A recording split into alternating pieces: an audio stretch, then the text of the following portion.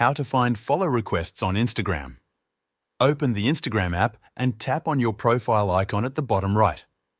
At the top of your profile, tap on Followers. At the top of the followers list, you will see Follow Requests. Tap on it to see all the people who have sent you a follow request. From here, you can accept or delete any request.